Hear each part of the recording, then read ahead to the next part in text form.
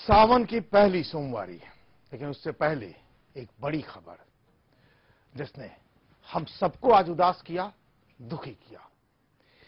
भदोही के माधो सिंह स्टेशन के पास एक स्कूल वैन पैसेंजर ट्रेन से टकरा गई और इस टक्कर में 8 बच्चों की मौत हो गई और करीब 10 बच्चे घायल हो गए, जिसमें 7 बच्चों की हालत गंभीर बनी हुई है। वीडियो है ना ये। घटना मानव ट्रेन में आग लगा दी और वाराणसी इलाहाबाद रेल रूट को रोक दिया।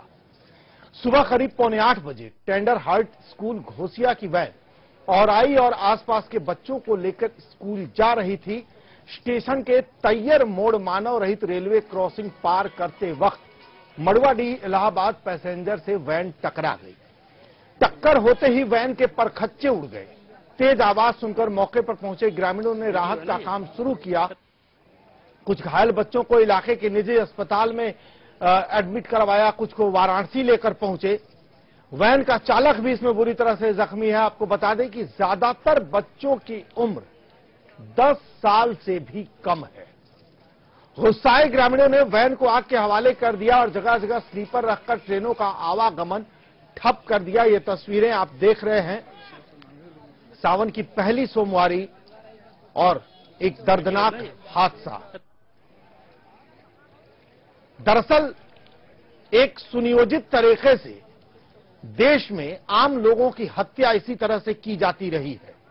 मानव रहित रेलवे क्रॉसिंग क्यों है, इसका जवाब किसी के पास नहीं है।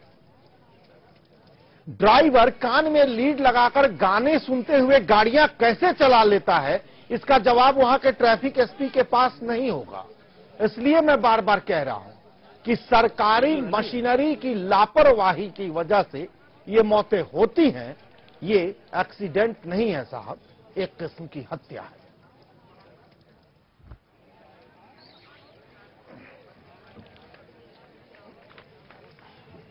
अब हम आपको एनिमेशन के थ्रू, ग्राफिक्स के थ्रू इस हादसे को दिखाने की कोशिश करेंगे कि कैसे यह हादसा हुआ है। ये आप देख रहे हैं,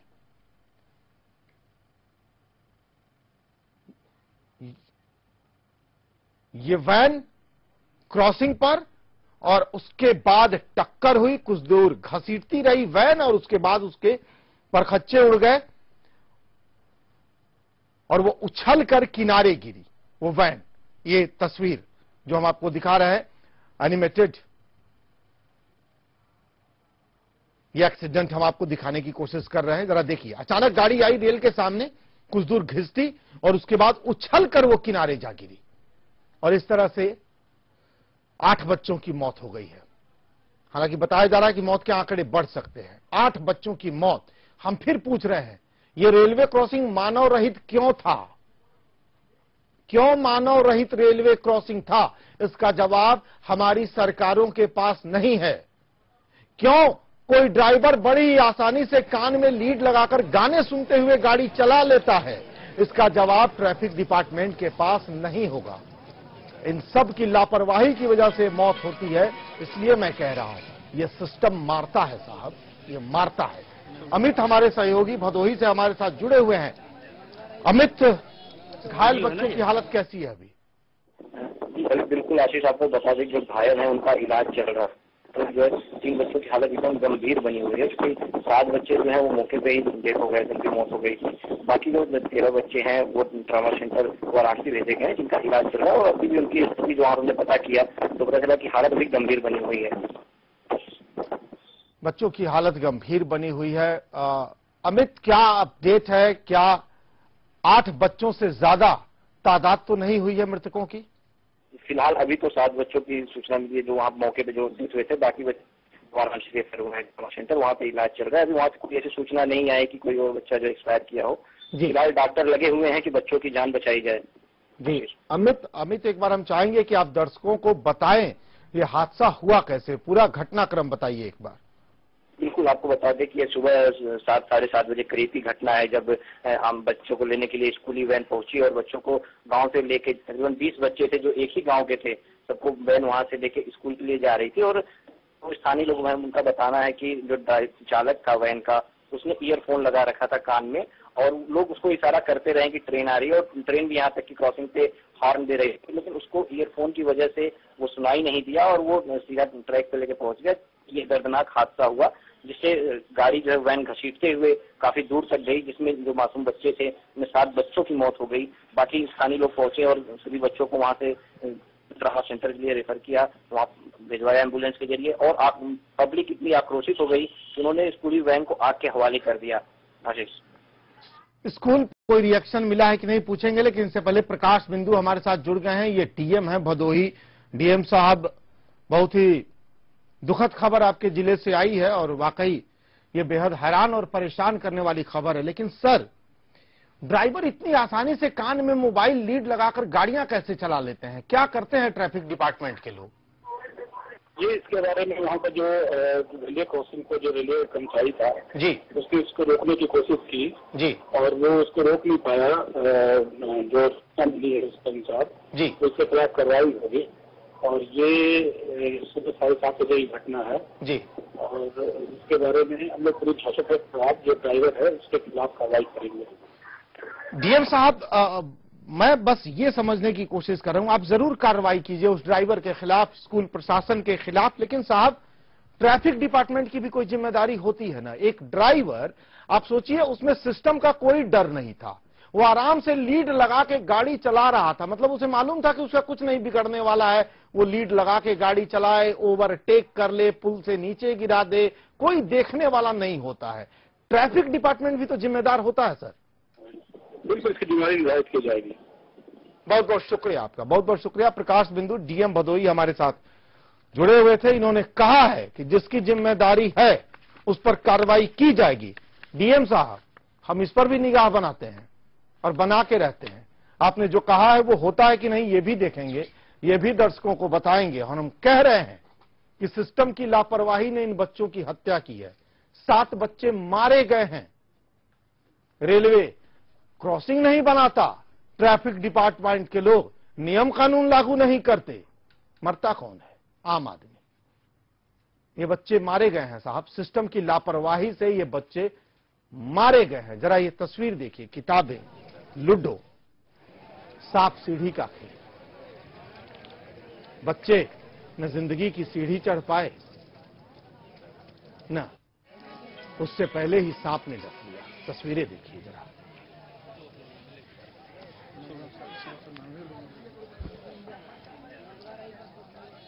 वीडियो है ना ये।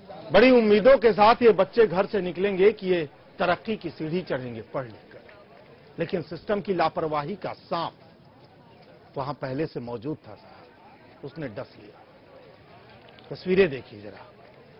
देश भर में बिना चौकीदार वाले 9,340 रेलवे क्रॉसिंग हैं, ऐसा खुद रेल राज्य मंत्री मनोज सिन्हा ने बताया है। सदन में लिखित जवाब में उन्होंने माना है 9,340 रेलवे क्रॉसिंग हैं, जिनमें सबसे ज्यादा 1,985 गुजरात में है। उत्तर प्रदेश में इनकी तादाद 1,357 है।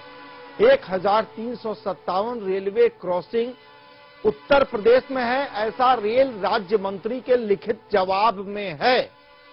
क्यों है? इसका जवाब नहीं। क्यों एक फाटक तक रेलवे नहीं लगा पाया? इसका जवाब नहीं है। क्यों एक एम्प्लॉय वहां नहीं रखा गया? इसका जवाब रेलवे के पास नहीं है। क्यों ये बच्चे मरे? इसका जवाब भी रेलवे के पास नहीं होगा। तो नैपकिन और दूध पहुंचाइए रेल मंत्री जी आप गाड़ियों में, और ट्वीट जरूर मारिएगा, क्योंकि एक नैपकिन का ट्वीट भी पब्लिसिटी तो देता ही है। और जब 7 बच्चे मर गए तो मुंह चुरा लीजिएगा रेल मंत्री जी, सामने मत आइएगा। आज ट्वीट मत कीजिएगा, गालियां पड़ेंगी। मालूम है आज ट्वीट नहीं करेंगे आप, लोग कोसेंगे। मालूम है आज ट्वीट नहीं करेंगे आप, इंतजार कीजिए। कोई आपको ट्वीट पर कोई आपसे दूध मांग ले, नैपकिन मांग ले, बस वो जरूर ट्वीट कीजिएगा, करवाइएगा। लेकिन ये जो 7 बच्चे मर गए, इस पर कुछ भी ट्वीट नहीं कीजिएगा। इससे पब्लिसिटी नहीं न मिलती है। पब्लिसिटी चाहिए तो दूध पहुंचवाइए, नैपकिन पहुंचवाइए, लेकिन दूध जिन्हें पिलाते हैं आप, उन्हीं बच्चों को आप लोगों की लापरवाही मारती भी तो है। वीडियो है ना ये। उन्हीं बच्चों को आप लोगों की लापरवाही, आप लोगों का नकारापन, आप लोगों की गलत नीतियां मार देती हैं साहब। इसका भी जवाब दीजिए ना। आइए ना आज ट्विटर पर रेल मंत्री जी, सुरेश प्रभु जी, आज तो आइए ट्विटर पर आप। आज क्यों नहीं ट्वीट कर रहे हैं कुछ? नैपकिन मिनिस्टर हैं क्या? मिल्क मिनिस्टर हैं क्या? आए गए हैं क्या? अरे रेलवे मंत्री हैं साहब, रेलवे का हादसा हुआ है, 7 बच्चे मरे हैं, आज तो ट्विटर पर जवाब देते कुछ आप सुरेश प्रभु जी।